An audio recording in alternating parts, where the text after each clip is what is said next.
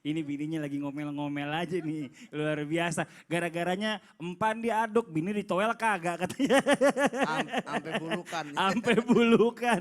Ini luar biasa nih ya. Kalau kita bicara masalah wanita ini emang banyak banget nih. Kalau kalau kita lihat apa dengarkan dari guru kita Dokter Aisyah Dahlan, satu hari itu ada 20.000 kata-kata. Jadi kalau nggak ada temennya tiap hari ngomel aja begitu tuh. Di mana di TikTok, di Instagram, di mana aja tuh ya.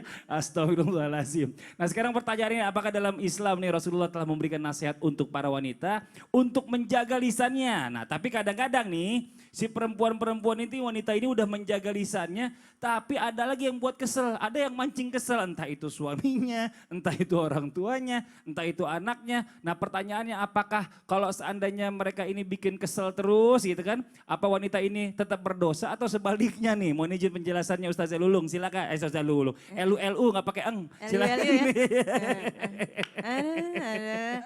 Assalamualaikum warahmatullahi wabarakatuh. Waalaikumsalam warahmatullahi wabarakatuh. Jamaah. Yeay. Oh jamaah. Yeay. Alhamdulillah. Hamdan wa syukranillah wassalatu wassalamu ala rasulillah amma ba'du. Pemirsa yang dirahmati Allah, insya Allah mudah-mudahan sehat walafiat, panjang umur dalam berkah. Amin Dua ya guru Allah. kita, host kita makan buah atep, anget-anget mantep banget. Amin. Apalagi ya Kak Allah. Fadri yang romannya Apa tuh? makan durian anget-anget makin keren banget ya. Amin, Di belakang ya ntar Allah. kita kasih KTP. Yeay.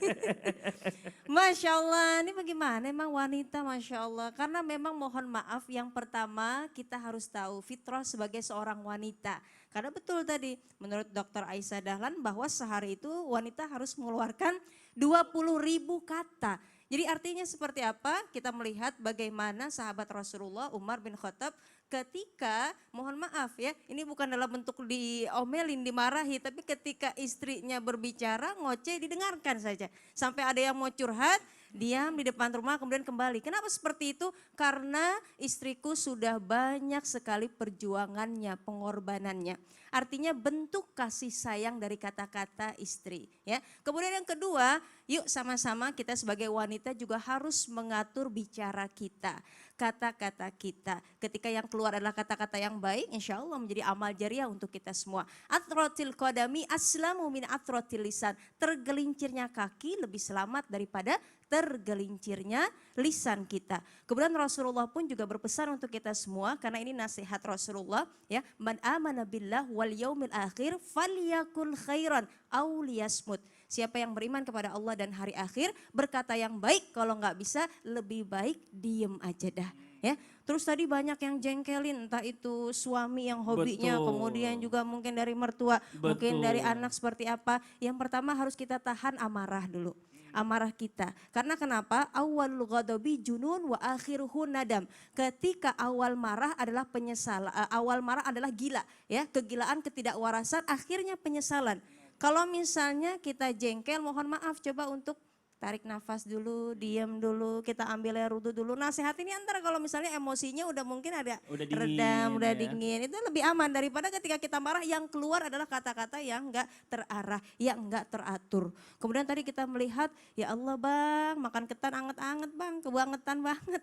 Hobi enggak terlalu sampai segitu juga ya. Jadi mohon maaf ketika kita melihat ada hal yang kita sukai, memang hobi adalah kebutuhan. Tapi harus lihat adanya keseimbangan dalam rumah tangga. Misalnya lihat ganggu waktu enggak ya? Jangan-jangan waktu ibadah keganggu. Jangan-jangan waktu dalam peran sebagai suami keganggu gitu kan. Untuk menemani anak, kemudian juga berbincang-bincang, berkomunikasi, diskusi terhadap istri keganggu.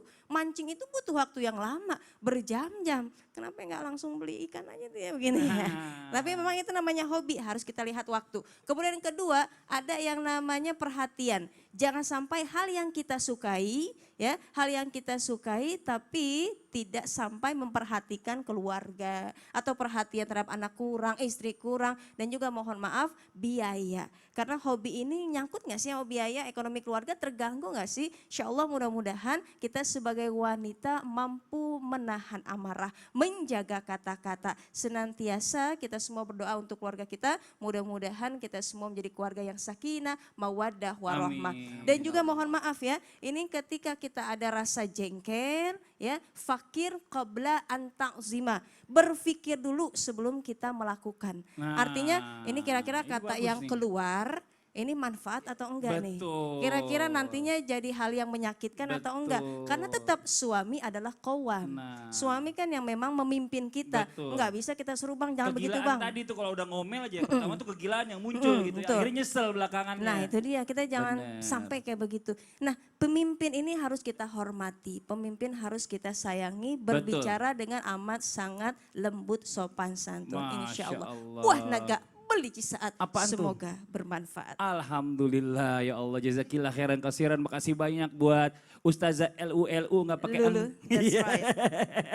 Jadi kita lanjut lagi nih buat jamaah yang ada di rumah nih ya. Kita dengarkan juga nih apa, ada nasihat dari Rasulullah nih kepada wanita ya. Makhluk yang sangat lemah ini yang